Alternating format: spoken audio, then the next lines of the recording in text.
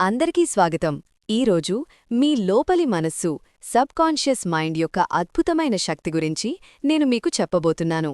మీరు ఇక్కడ వింటున్న విషయాలను గురించి లోతుగా ఆలోచించి వాటిని పాటిస్తూ ఉంటే మీ ఆలోచనలు మరియు నమ్మకాలు మీ నిజ జీవితాన్ని రియాలిటీ ఎలా మారుస్తాయో మీకే తెలుస్తుంది.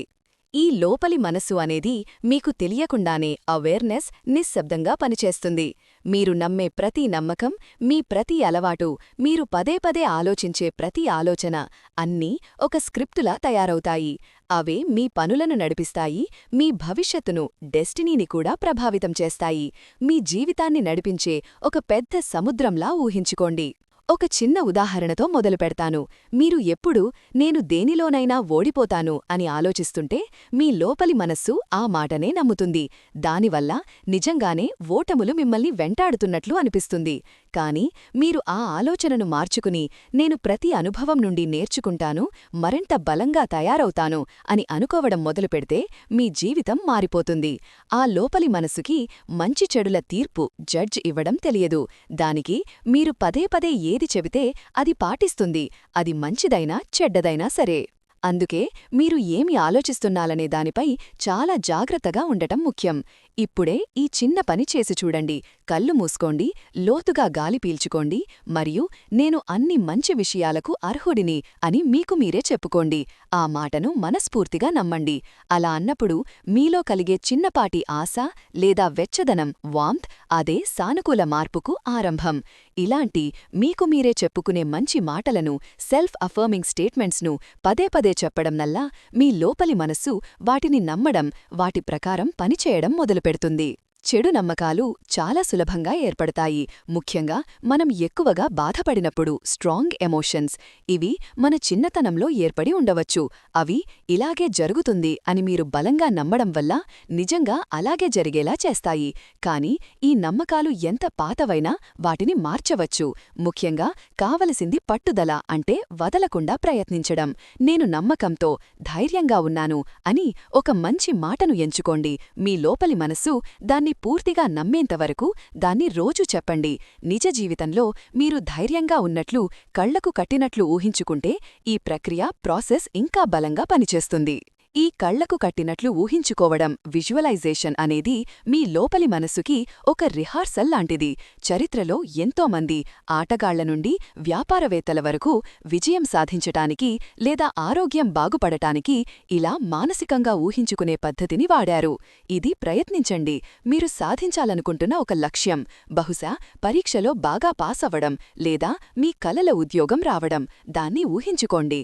ప్రతి చిన్న విషయాన్ని అది ఎలా అనిపిస్తుంది, ఎలా కనిపిస్తుంది, అక్కడ ఏం వినిపిస్తుంది అన్నీ ఊహించుకోండి. ఆ ఊహలో మీరు పూర్తిగా మునిగిపోయి ఇదే నిజం, నా విజయం ఖాయం అని మనసులో బలంగా అనుకోండి. ఎంత వివరంగా ఊహిస్తే అంత మంచి ఫలితముంటుంది. మీ లోపలి మనస్సు కేవలం ఆలోచనలకే కాదు, మీ శరీరంలోని ప్రతి పనిని, గుండె కొట్టుకోవడం నుండి గాయాలు మానడం వరకు అన్నిటినీ అదే చూసుకుంటుంది, రెగ్యులేట్స్. కేవలం నమ్మకం మరియు ఊహల ద్వారా తమ లోపలి మనస్సును ఆరోగ్యం వైపు నడిపించుకున్న వ్యక్తుల అద్భుతమైన కథలు ఎన్నో ఉన్నాయి. ఉదాహరణకు, అనారోగ్యంతో ఉన్న వ్యక్తి ప్రతి రాత్రి కొన్ని నిమిషాలు తాను పూర్తిగా ఆరోగ్యంగా హీల్డ్ అని ఊహించుకోవడం. చాలా సందర్భాలలో ఇలా స్థిరంగా మంచి ఊహలు చేయడం వలన వారి ఆరోగ్యం నిజంగా మెరుగుపడటం లేదా పూర్తిగా కోలుకోవడం జరిగింది. కాని మంచి ఆలోచనలు ఆరోగ్యాన్ని ఇచ్చినట్లే నిరంతర ఆందోళన, పర్సిస్టెంట్ వరీ మీపై చెడు ప్రభావం చూపుతుంది. ఆందోళన పడటమంటే చెడు జరుగుతుందని ఊహించుకోవడం లాంటిది. మీరు దేని గురించి నిరంతరం ఆలోచిస్తే మీ లోపలి మనస్సు దాన్నే నిజం చేయడానికి ప్రయత్నిస్తుంది, అది మంచిదైనా చెడ్డదైనా సరే. అందుకే మంచి ఆలోచనలను అలవాటు చేసుకోండి. ప్రతి ఉదయం మీ జీవితంలో మీరు కృతజ్ఞత చూపే 3 విషయాలను రాసుకోండి. ఎప్పుడైనా చెడు ఆలోచన వస్తే దాన్ని గమనించి అక్నాలెడ్జ్, వెంటనే దాని స్థానంలో ఒక మంచి, సహాయకారిగా ఉండే ఆలోచనను తీసుకురండి, రీప్లేస్. మీరు ఈ పద్ధతులను మీ సంబంధాలు మరియు డబ్బు విషయంలో కూడా వాడవచ్చు. మంచి సంబంధాల కోసం అందరితో సంతోషంగా ఉన్నట్టు ఊహించుకోండి మరియు నా సంబంధాలన్నీ ప్రేమ మరియు గౌరవంతో నిండి ఉన్నాయి అని అనుకోండి. డబ్బు మరియు సంపద కోసం, ప్రాస్పెరిటీ కోసం, డబ్బు మరియు అవకాశాలు నాకు సులభంగా వస్తాయి వంటి మాటలను ఉపయోగించండి.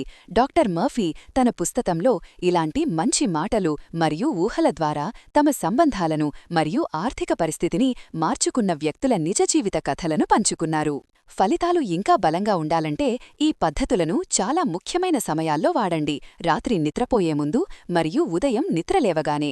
ఆ సమయాల్లో మీ పై మనస్సు కాన్షియస్ మైండ్ చాలా ప్రశాంతంగా ఉంటుంది. కాబట్టి మీరు చెప్పే మాటలు మీ లోపలి మనస్సుకి త్వరగా మరియు లోతుగా చేరుతాయి. అలాగే పగటిపూట కూడా మధ్య మధ్యలో ఆగి మీ లక్ష్యాలను మరియు మీ కృతజ్ఞతను గుర్తు చేసుకోండి. చెడు నమ్మకాలు సులభంగా ఏర్పడతాయని మనం అత్తరించకూడదు. మనం మంచి ఆలోచనలకు తగాదుకు వాటిని గోరడానికి సిద్ధంగా ఉండాలి మరియు మంచి ఆలోచనలు, సహాయకారిగా ఉండే మాటలను పదే పదే చెప్పడం చాలా ముఖ్యం. తరువాత మీ లోపలి మనస్సు వాటిని నమ్మడం మొదలుపెడుతుంది. అప్పుడు మీ ఆలోచనా విధానంలో మరియు మీ పరిస్థితులలో మార్పులు రావడం మీరే గమనిస్తారు. ఇదిగో మీకోసం ఒక చిన్న ప్రాక్టికల్ ఛాలెంజ్. మీరు మెరుగుపరుచుకోవాలనుకుంటున్న మీ జీవితంలోని 3 విషయాలను ఎంచుకోండి. Health, confidence, goal. ప్రతిదానికి స్పష్టమైన మంచి వాక్యాన్ని రాసుకోండి మరియు ఒక నెలపాటు ప్రతిరోజు అది నిజమైనట్లుగా ఊహించుకోండి. ఉదాహరణకు, నేను చాలా ఆరోగ్యంగా, చురుగ్గా ఉన్నాను. నా సామర్థ్యాలపై నాకు పూర్తి నమ్మకముంది. నేను ఇప్పుడు నా కలల ఉద్యోగంలో పనిచేస్తున్నాను. మీలో వస్తున్న మార్పులను ఒక డైరీలో రాసుకోండి. ప్రతి చిన్న మెరుగుదలని గమనించండి. చిన్న మార్పులు వచ్చినా ఈ పద్ధతి పనిచేస్తుందనడానికి అవే